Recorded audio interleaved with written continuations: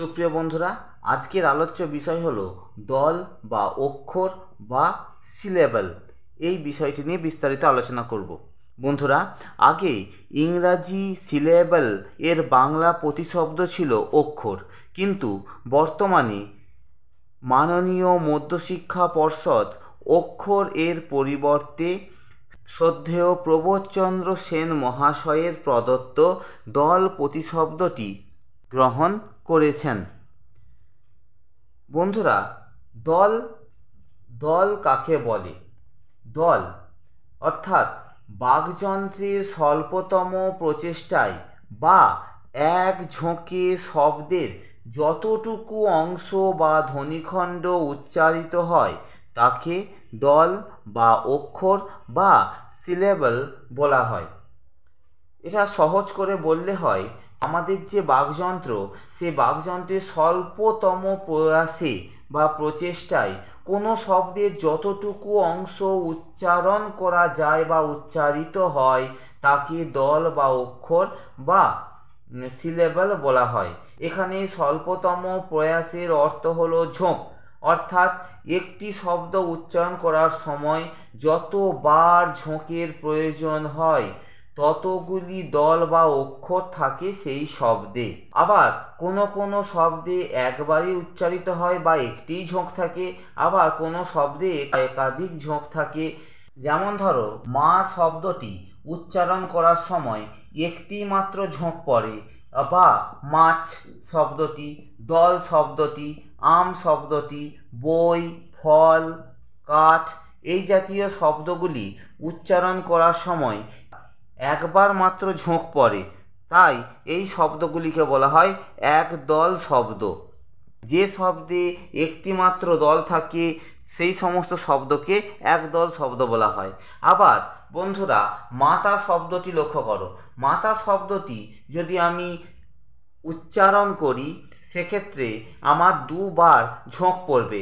প্রথমবার হলো মা, তারপর দ্বিতীয়বার হলো তা। এরকম বাড়ি শব্দটি উচ্চারণ করার সময় আমাদের দুবার উচ্চারণ করতে হবে, বা আর রি, দুবার ঝোঁক পড়বে। একই রকম বাংলা শব্দটি উচ্চারণ করার সময় আমাদের দুবার ঝোঁক পড়বে, প্রথমে বাং আর তারপর লা। অর্থাৎ যে সমস্ত শব্দ উচ্চারণ করার সময় দুটি দল থাকে বা দুবার ঝোঁক পড়ে সেই শব্দগুলিকে দ্বিদল শব্দ বলা হয়। একই রকমভাবে জননী, জননী শব্দটি উচ্চারণ করতে গেলে আমাদের হবে জ ন নি, তিনবার ঝোঁক পড়ছে, অর্থাৎ এটি তিন দল বিশিষ্ট একটি শব্দ। অর্থাৎ যে শব্দে তিনটি দল থাকে তাকে ত্রিদল শব্দ বলা হয়। এরকম আরেকটি উদাহরণ হলো কলকাতা। কলকাতা উচ্চারণকে কলকাতা, অর্থাৎ এখানে তিনবার ঝোঁক পড়ছে, অর্থাৎ এটি হলো ত্রিদল শব্দ। বন্ধুরা, এরকম যদি ভারতবর্ষ, ভারতবর্ষ শব্দটি উচ্চারণ করি সেটা হবে ভারত বর্ষ, অর্থাৎ এখানে চারবার ঝোঁক পড়ছে, অতএব এটি একটি চতুর্দল শব্দ। অর্থাৎ যে সমস্ত শব্দে চারটি দল থাকে তাকে চতুর্দল শব্দ বলা হয়।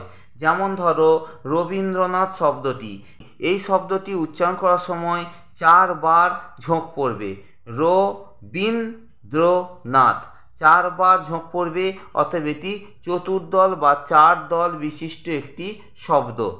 এই দলকে দুই ভাগে ভাগ করা যায়। প্রথমটি হলো মুক্ত দল এবং দ্বিতীয়টি হলো রুদ্ধ দল। মুক্ত দলের অপর নাম হলো মুক্ত দল বা স্বরান্ত দল বা ওপেন সিলেবল। আবার রুদ্ধ দল বা ব্যঞ্জনান্ত দল বা ক্লোজ সিলেবল। যে দলের শেষে একটি পূর্ণাঙ্গ স্বরধ্বনি থাকে তাকে মুক্ত দল বা স্বরান্ত দল বলা হয়।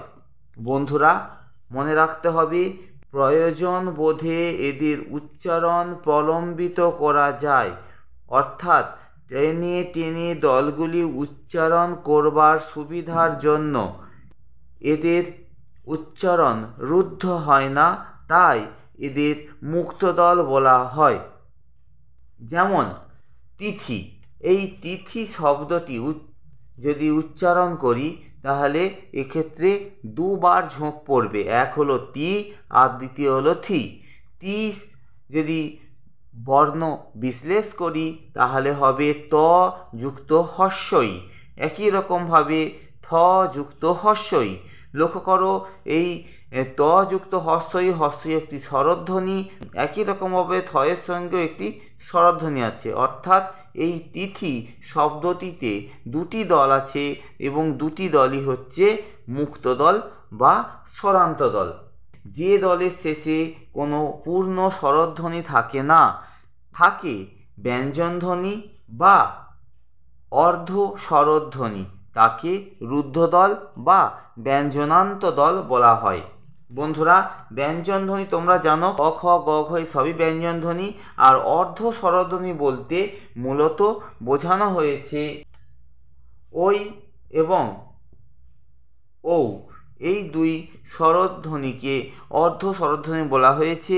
বন্ধুরা, এক্ষেত্রে স্মরণীয় যে এই দলের শেষে ব্যঞ্জনধ্বনি বা অর্ধ স্বরধ্বনি থাকায় মুক্ত দলের মতো উচ্চারণ প্রলম্বিত বা প্রসারিত করা যায় না, তাই এর নাম রুদ্ধ দল। যেমন ধরো শৈশব, এই শৈশব শব্দটি সই তালব্যস্য যুক্ত ওই এবং সব তালব্যস্য অ প্লাস ব, এখানে দুবার ঝোঁক পড়েছে, অর্থাৎ দুটি দল, একটি দলের শেষে আছে অর্ধ স্বরধ্বনি আর একটি দলের শেষে আছে ব্যঞ্জন ধ্বনি, অর্থাৎ দুটি হলো রুদ্ধ দল বা ব্যঞ্জনান্ত দল। বন্ধুরা, এই যে চিহ্নটি, এই চিহ্নটিকে বলা হয় হলন্ত চিহ্ন। এই হলন্ত চিহ্ন কাকে বলে বা হলন্ত শব্দ কাকে বলে? না, শব্দান্তের ব্যঞ্জন বর্ণে যদি স্বরধ্বনি যুক্ত না হয়ে থাকে তাহলে তাতে হস চিহ্ন ব্যবহৃত হয়। এই হস অন্তর্যুক্ত শব্দকেই হলন্ত শব্দ বলা হয়ে থাকে। বাংলা ব্যঞ্জন বর্ণের সঙ্গে অস্বরধ্বনিটি সর্বদাই যুক্ত থাকে। এই অকারের লোভ বোঝানোর জন্য বর্ণের নিচে একটি হসন্ত বা হস চিহ্ন যুক্ত হয়। এই হসন্ত যুক্ত চিহ্নটিকেই হলন্ত শব্দ বলা হয়।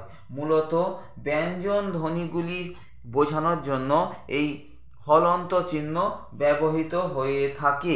বন্ধন শব্দটিকে উচ্চারণ করলে দুটি দল লক্ষ্য করা যায়, একটি বন এবং ধন। বন ধন দুটোর শেষেই হলন্ত চিহ্ন দেয়া হয়েছে। সুতরাং বন্ধুরা, ভিডিওটি তোমাদের কেমন লেগেছে? চ্যানেলটিতে নতুন সদস্য হয়ে থাকলে চ্যানেলটি অবশ্যই সাবস্ক্রাইব করবে।